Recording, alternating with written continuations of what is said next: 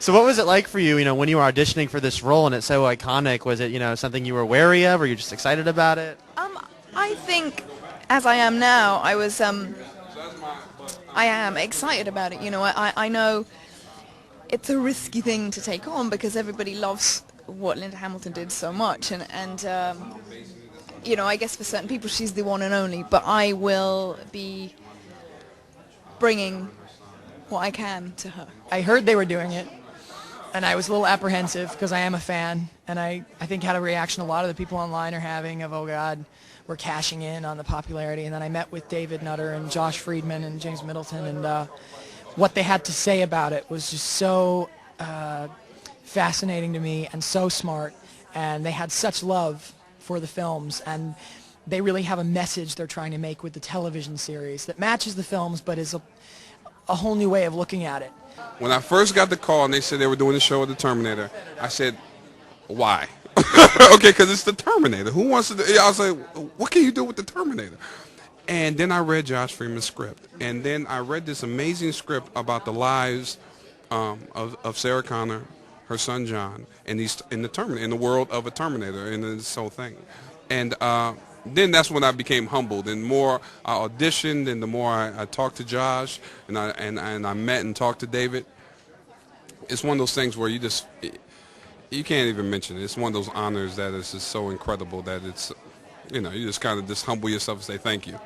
Your character is obviously this opportunity to follow a Terminator character on a long-term journey we haven't really been seeing before. Is that fun for you to see how she adapts? Absolutely, absolutely. I think that's one great thing people can enjoy about our series as opposed to the films, is that we can really, really take our time developing the characters, and explore little details about them that you wouldn't be able to do in a film. And, my character is new. I don't know as much about her as I want to know. Never do. Never know as much about your characters as you want. But I'm amazed. Josh Friedman is such an amazing writer, and I can't wait to see what he does with all of our characters, really. And what is your take on Sarah? Where is she? I mean, we know it's a couple years after Terminator 2. What is her mindset as the show begins? I think just trying to resume domestic normality and always keeping an eye out. She has a relatively normal existence when we meet them in the show, and I think she's still coming to terms with being a mother, let alone the mother of the future of the mankind. I think she's emotionally still very confused.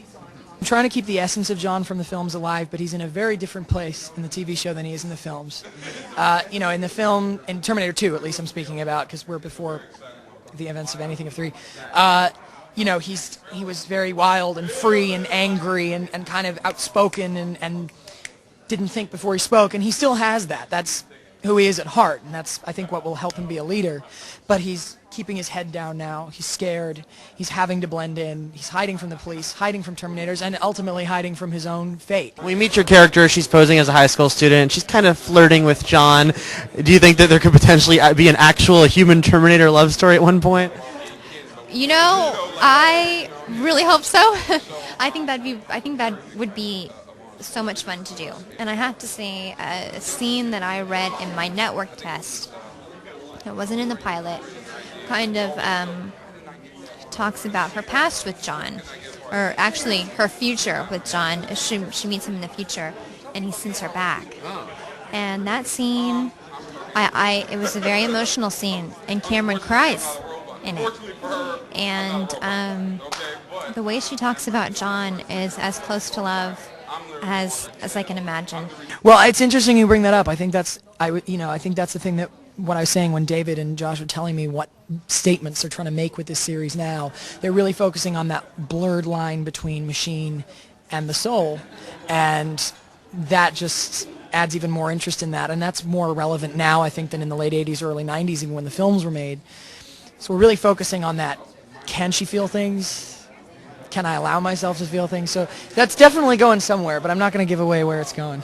The nature of your character makes it a little difficult to have you on camera with your co-stars. Is that something you hope changes a little bit as the series continues? Oh, I would hope that everybody who sees this, please pray that my character can have a relate. I want to be on the run with them. Okay, I want to be running away from Terminators with them. So hopefully that'll change. Obviously, action scenes, they can be physically either daunting or take a lot out of you, but are they also exciting to do? I really enjoy it. I mean, I get really pumped doing that stuff, and I often get hurt because I don't think, oh, this is me being so and so. I really fall into that moment. I think you have to physically, to make it exciting for a viewer.